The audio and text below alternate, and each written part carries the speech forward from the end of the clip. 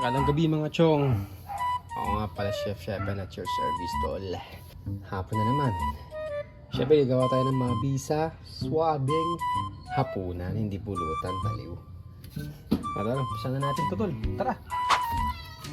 Simple naman ang gagawin natin eh. Gagawa tayo ng bistik. Ako masyadong maingay kasi yung pusa ko si Rory. Ano ba yung guys? Parang mahanap na ata pero sinusundan ako. Kaya gano'n. Nandiyan siya ngayon sa kabilang bahay. Pinabantayan ng kapatid ko. Kasi once na marinig niya ako, pupunta siya dito. Kaalis siya dun sa pag-aanakan niya. Ayan na siya, sabi sa inyo eh. Ngayon ako, teka saglit lang. So, ayun na nga mga tol no. Nais ko muna yung kanyang panganakan kasi hinahabol ako eh. Yan na naman siya eh. O, sige mamaya tapusin ko to.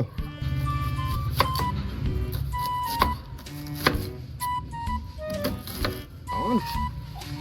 Okay na yan. Kailan natin dyan yan tol. Kailan natin yung bawang dyan. Rory, nagluluto ako. Ayun siya oh, nahanap niya ako eh. Ayun oh. Mamaya. Saka lang. Hindi siya makalusot dun kasi malaki na yung tiyan niya. So, meron na ako dito na marinate na karne. Ano naman yan, chong, di ba? Pork bistek nga kasi boy. Alam mo yun, amoy pork bistek na kaagad. Sagot natin yan. Oh. Siyempre dyan tayo mapapaan pa rin eh. Gamitin natin ng used oil.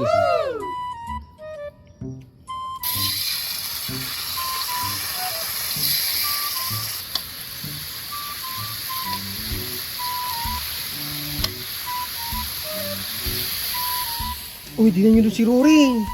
Tanya mo na nyo. Bahala ka rin. Nangahoy yung kamay ko sa kakachapstick ah. Sa house break na rin, nalo-halo na lang. Sige na yan. Pampay na lang konti yan. Lagyan na natin dito.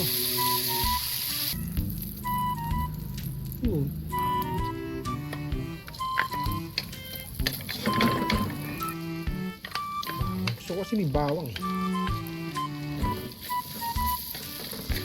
Lagyan natin ng konting mga onions.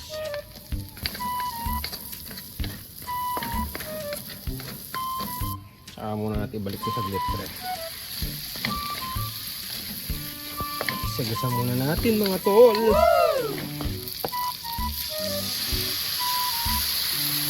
Natin ng konting tubig. Yun. Gusto ko yung mga nasa ilalim kasi malasa yung mga yun. Parang may umaming naluluto pag ganun eh. Yung mga parang natitiktik sa ilalim. Yan.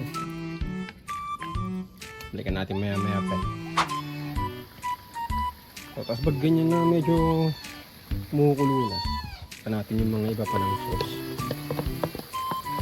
Yan. Pa natin yung mga bawang. Sayang yun. Tapos hayaan na uli natin dyan yan. Mamaya ulit. Tayo natin mamaya. Ito eh, pantakip pala tayo. Takpan natin ng konti tol. Yan. Sinayin natin yung apoy. Yan.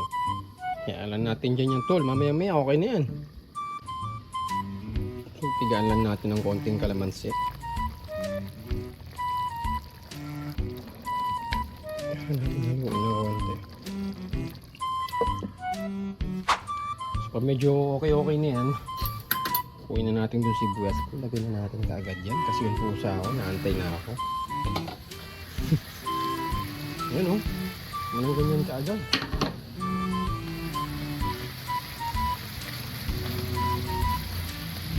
Hindi ko na pinaghiwa-hiwalay. Sabi niya na, nagmamadali eh. Hiwa-hiwalay din yan. Parang kayo. Joke lang. Tapos patayin na natin kaagad. Tsaka mo takpan, pre.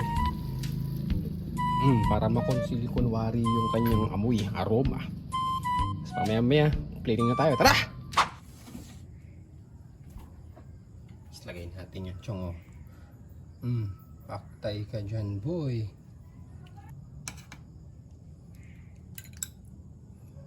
Diba? Hindi ba naman suwabe yan?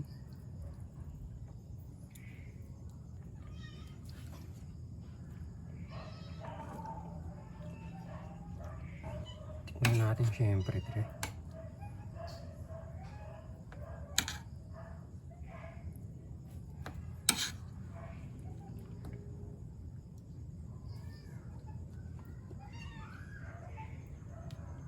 Suwabing subo, tol.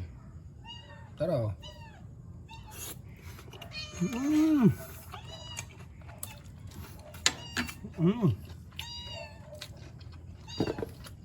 gulo ng mga pusa ko.